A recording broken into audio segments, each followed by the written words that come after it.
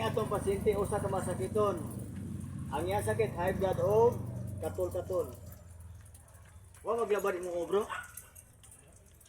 Nagpuyo siya sa Klupan, Talisay City. Kini imo sakit bro, pila ni katuig bro? Pila katuig imo sakit?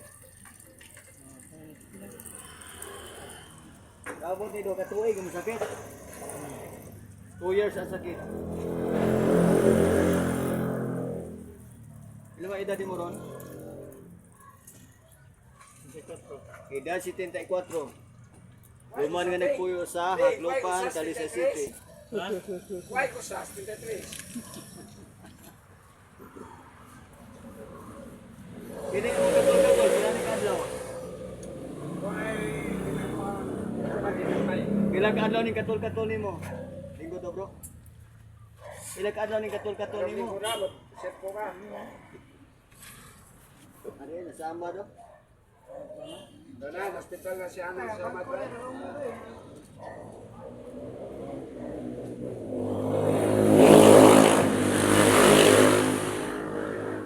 Nabitison ka dili.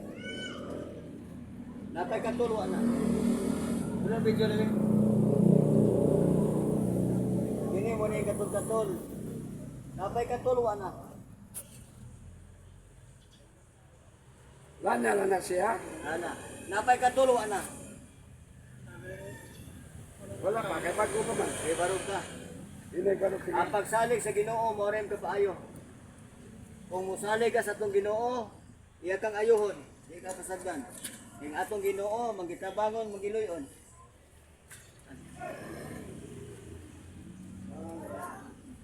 Napay sakit wa na.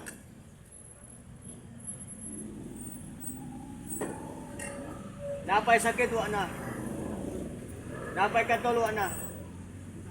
Wa na. Daghang salamat Lord nga imo siyang giayo, nagpuyo siya sa Haklupan, Talisay City. Naayo siya sakit karon pa lang, nakatol-katol, yala po siya high blood. Salamat sa Ginoo bro. Bro, pangipasalamat sa Ginoo bro. Daghang salamat Lord nga imo siyang giayo, ang pasyente wala sakit.